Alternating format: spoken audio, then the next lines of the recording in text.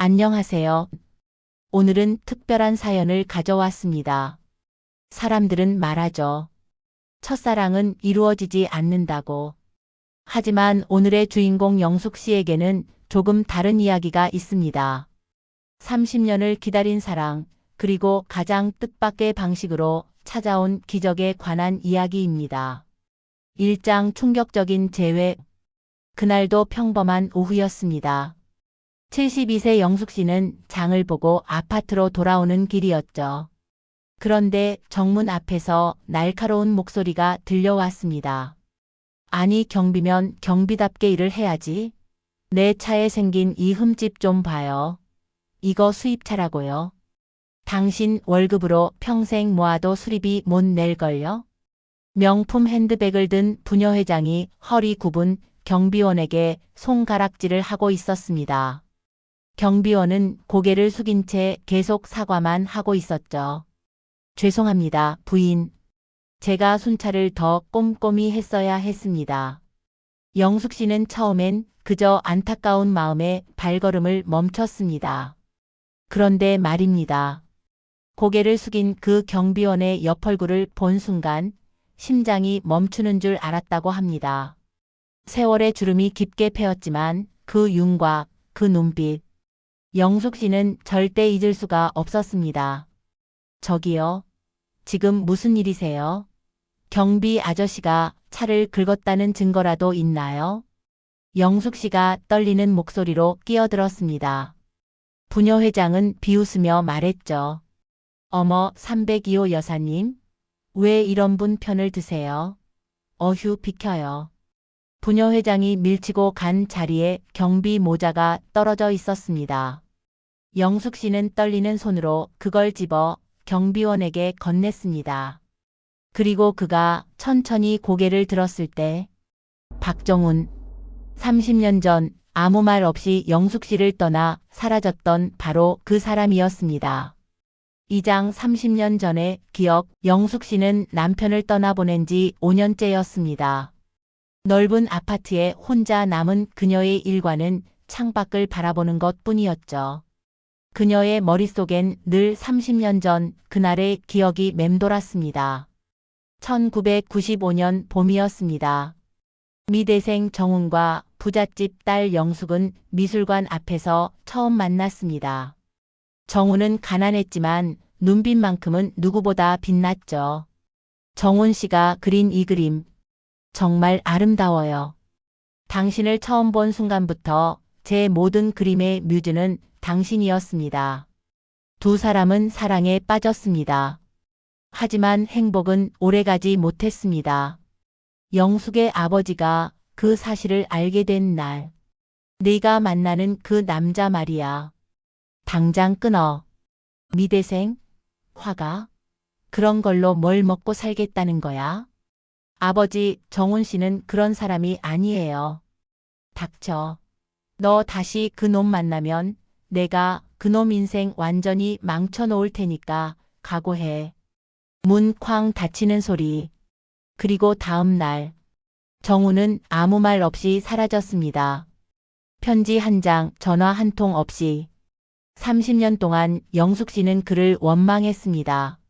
나약하다고, 비겁하다고. 하지만 동시에 너무나 그리웠습니다. 3장 냉담한 외면. 다음 날 영숙 씨는 용기를 내어 그에게 다가갔습니다. 저기, 정훈 씨 맞으시죠? 박정훈? 하지만 그의 대답은 차갑기만 했습니다. 사람 잘못 보셨습니다. 저는 그냥 경비 박 씨입니다. 죄송합니다, 부인. 아니에요, 목소리, 얼굴. 분명 정훈 씨가.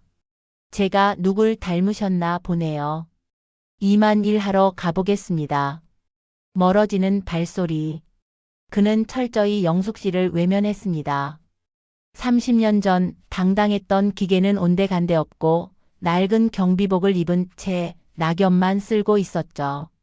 며칠을 지켜본 영숙 씨는 가슴이 아팠습니다. 관리소장은 그에게 무거운 짐만 나르게 했고 주민들은 그를 투명인간처럼 대했습니다. 박 씨, 이 무거운 택배들 전부 각 호수에 갖다 놔. 계단으로 올라가고. 알겠습니다. 정우는 묵묵히 일만 했습니다. 영숙 씨도 선뜻 다가갈 용기가 나지 않았습니다. 사장 변하지 않은 마음, 그러던 어느 날 영숙 씨는 결심을 했습니다. 그가 30년이 지나서도 변하지 않았는지 확인하고 싶었던 거죠. 그래서 일부러 지갑을 벤치에 두고 왔습니다. 30분 후 관리소장이 정훈을 찾아왔습니다. 박 씨, 여기 302호 부인 지갑 못 봤어? 당신 아까 이 근처에서 청소했잖아. 정훈은 침착하게 대답했습니다. 못 봤습니다. 저는 지갑을 본 적이 없습니다. 아니, 없는 걸 어떻게 믿어? 당신밖에 없었다고. 안 본 것을 봤다고 할 순 없습니다. 제 몸을 수색하셔도 좋습니다. 바로 그때 한 어린아이가 뛰어왔습니다. 경비 아저씨, 아까 제 공 찾아주셨잖아요. 그때 이거 떨어뜨리신 거 아니에요? 아이 손에는 영숙 씨의 지갑이 들려 있었습니다. 영숙 씨는 나중에 알게 됐습니다. 정우는 위험한 곳에서 공을 찾던 아이를 발견하고 자신의 물건이 떨어진 줄도 모른 채 아이의 안전만 챙겼던 거죠. 30년 전 남을 먼저 생각하던 그 따뜻한 마음 그대로였습니다. 5장 절정의 위기 1600-2000. 긴박한 음악. 며칠 후 더 큰 사건이 터졌습니다. 부녀 회장의 날카로운 비명이 아파트를 울렸죠. 내 다이아 반지가 없어졌어. 분명히 끼고 있었는데. 부녀 회장은 정훈을 바라보며 소리쳤습니다. 아까 이분이 분리수거 도와준다고 옆에 계셨잖아요. 사모님, 진정하십시오. 쓰레기 봉투를 다시 한번 확인해 보겠습니다. 확인은 무슨? 당신이 가져갔잖아. 물 뿌리는 소리. 부녀 회장은 선을 넘었습니다. 정훈의 얼굴에 물을 뿌렸고 심지어 뺨까지 때렸습니다. 그 순간 영숙 씨의 눈앞에 30년 전 정훈을 무시하며 쫓아냈던 아버지의 모습이 겹쳐 보였습니다. 정훈은 낮지만 떨리는 목소리로 말했습니다. 사모님, 돈이 있으면 사람을 이렇게 대해도 되는 겁니까? 저도 사람입니다. 누군가의 아버지이고 한때는 누군가를 사랑했던 사람입니다. 영숙 씨는 더 이상 참을 수 없었습니다. 그만하세요. 당장 그만두라고요. 302호, 당신도 참견이에요. 경찰 부를게요. 증거 없이 사람을 도둑으로 몰고 폭행까지 했으니 신고해야죠. 6장 충격적인 반전, 바로 그때였습니다. 아파트 정문에 고급 세단 여러 대가 일렬로 들어섰습니다. 저 차들 뭐야? 롤스로이스잖아. 여기 그런 차 사는 사람 없는데? 차 문이 열리고 정장을 입은 사람들이 일제히 외쳤습니다. 회장님. 관리소장은 당황하며 중얼거렸죠. 회장님? 누가요? 비서실장으로 보이는 남자가 정훈에게 다가와 깊이 허리를 숙였습니다. 회장님, 이제 복귀하실 시간입니다. 이사회에서도 기다리고 계십니다. 부녀 회장의 얼굴이 새하얗게 질렸습니다. 뭐라고요? 이 경비분이 회장님이라고요? 정훈은 천천히 경비복을 벗었습니다. 그리고 허리를 꼿꼿이 펴고 말했습니다. 관리소장님, 그리고 부녀 회장님, 이 아파트 단지 제가 30년 전 설립한 건설사에서 지은 겁니다. 태양건설 들어보셨죠? 관리소장은 얼굴이 하얗게 질렸습니다.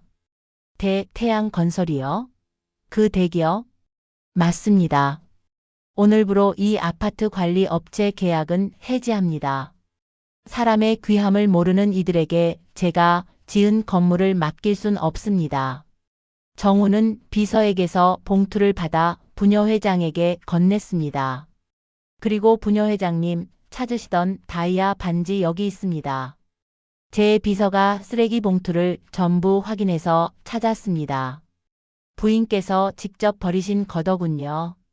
CCTV 영상도 확보했습니다. 부녀 회장은 떨리는 목소리로 말했죠. 저기, 제가 실수를, 사과는 필요 없습니다. 대신 이 아파트에서 나가 주십시오. 한 달 드리겠습니다. 순식간에 공기가 얼어붙었습니다. 비서가 건넨 코트를 걸친 정우는 30년 전 영숙 씨가 사랑했던 그 당당한 모습이었습니다. 7장 30년의 진실. 그날 밤 영숙 씨와 정우는 아파트 뒤편 벤치에 나란히 앉았습니다. 영숙 씨는 눈물을 흘리며 물었습니다. 정훈 씨, 도대체 어떻게 된 거예요? 30년 동안 어디 있었어요? 정우는 깊은 한숨을 쉬었습니다. 영수가 미안해. 내 아버지가 날 찾아오셨어. 내가 너랑 계속 만나면 내 집안을 파산시키겠다고 하셨지. 그래서 도망간 거예요? 도망이 아니야. 약속이었어. 그때 난 정말 아무것도 없었어. 너 하나 지킬 힘이 없는 가난한 미대생이었으니까. 정우는 계속 말을 이어갔습니다. 그래서 성공하기로 다짐했어. 언젠가 당당하게 내 앞에 설 수 있을 만큼. 30년 동안 건설 현장을 전전하며 회사를 키웠지. 태양건설이라는 이름도 네가 좋아하던 해바라기를 생각하며 지었어. 영숙 씨의 눈에서 눈물이 흘러내렸습니다. 그럼 왜 경비로 들어온 거예요? 정훈의 목소리가 떨렸습니다. 5년 전 은퇴하고 나서 내 소식을 들었어. 남편을 여의고 혼자 힘들게 지낸다는 소식을. 그 말을 듣는 순간 가슴이 무너지더라. 내가 옆에 없을 때 넌 얼마나 외로웠을까. 그래서 결심했어. 이젠 내 곁에서 지켜주겠다고. 그래서 일부러? 응. 내가 안전하게 잠드는지, 누구한테 힘든 일을 당하지는 않는지 가장 가까운 곳에서 지켜보고 싶었어. 정우는 잠시 말을 멈췄다가 조용히 말했습니다. 매일 아침 내가 창문 열고 화분에 물 주는 모습을 보는 게 내겐 행복이었어. 내가 무사히 하루를 시작하는 걸 확인하는 것만으로도 충분했어. 30년 전 못 지킨 약속, 평생 내 곁을 지키겠다던 그 약속. 이제라도 지키고 싶었어. 영숙 씨는 흐느끼며 말했습니다. 바보. 왜 그런 수모를 견디면서까지. 정훈이 영숙 씨의 손을 잡았습니다. 수모가 아니야. 너를 지키는 일이었어. 영숙아, 우리 이제 남은 인생은 서로의 첫사랑이자 마지막 사랑으로 살면 안 될까? 8장 해피엔딩. 며칠 후 영숙 씨와 정우는 따뜻한 카페에 마주 앉아 있었습니다. 아파트에는 새로운 관리 업체가 들어왔고 경비원들의 처우도 개선됐습니다. 부녀 회장은 고개를 들지 못하고 조용히 이사를 갔죠. 영숙 씨가 눈물 글썽이며 웃었습니다. 좋아요. 우리 다시 시작해요. 대신 이제 경비복은 절대 입지 마세요. 그럼 뭘 입을까요? 내 마음 지키는 경비만 해주세요. 정훈이 따뜻하게 웃었습니다. 그건 제가 가장 잘하는 일인걸요. 두 사람의 웃음소리가 카페에 울려 퍼졌습니다. 여러분, 이것이 영숙 씨와 정훈 씨의 이야기입니다. 겨울이 가고 봄이 오듯 30년을 돌아온 사랑이 드디어 제자리를 찾았습니다. 나이가 들어서야 깨닫게 됩니다. 진짜 사랑은 화려한 고백이 아니라 조용히 곁을 지켜주는 마음이라는 걸. 인생의 황혼에서 만난 가장 찬란한 선물. 바로 당신입니다. 진짜 사랑은 포기하지 않습니다. 때로는 30년이 걸리더라도 반드시 제자리를 찾아옵니다. 오늘 이야기가 여러분의 마음에 작은 위로가 되었기를 바랍니다. 시청해 주셔서 감사합니다.